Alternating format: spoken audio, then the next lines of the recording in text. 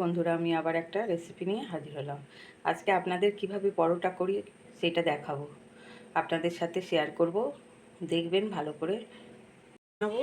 তার জন্য এখানে 2 কাপের মতো আটা নিয়ে নিয়েছি, অল্প একটু লবণ, 1 চামচ চিনি, 3 চামচের মতো রিফাইন তেল দেব ময়ামের জন্য। এবার ভালো করে মিশিয়ে নেব। ময়ামটা সব মেশানো হয়ে গেছে, এই যে এরকম ডেলা পাকিয়ে যাচ্ছে, তার মানে ময়ামটা ঠিক হয়েছে। অল্প গরম জল দিয়ে এটা ভালো করে মেখে নিতে হবে, হালকা গরম জলটা হবে।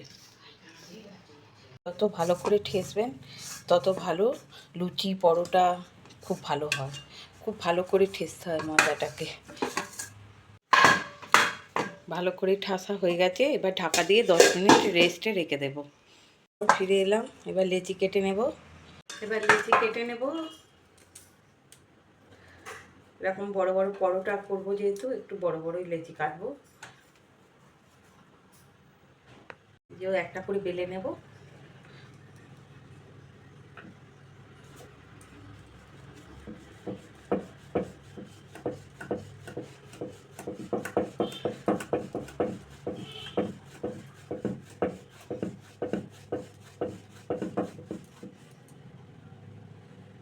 এই একটা ফুল, এই একটা ফুল দিলাম, দিয়ে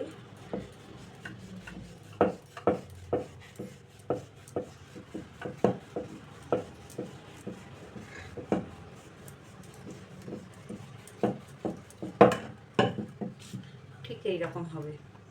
সবগুলো একসঙ্গে বেলে নেব। তাওয়া চাপিয়ে দিয়েছি, পরোটাটা দিয়ে দিয়েছি, আর ভালো করে সেঁকে নেব।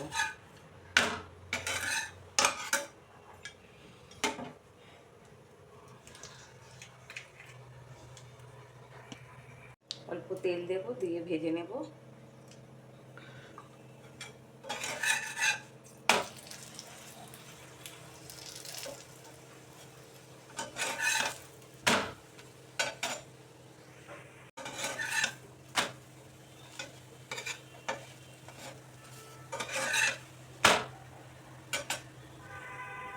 পরোটাটা সেঁকা হয়ে গেছে, এবার তুলে নেব।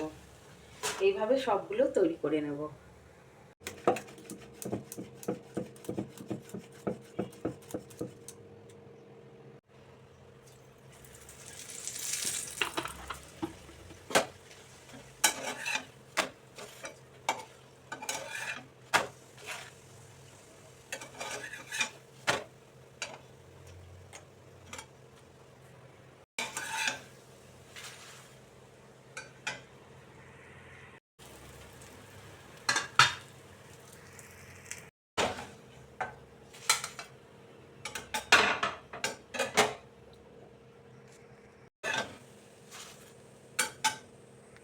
পরোটা আমার হয়ে গেছে পরিবেশনের জন্য।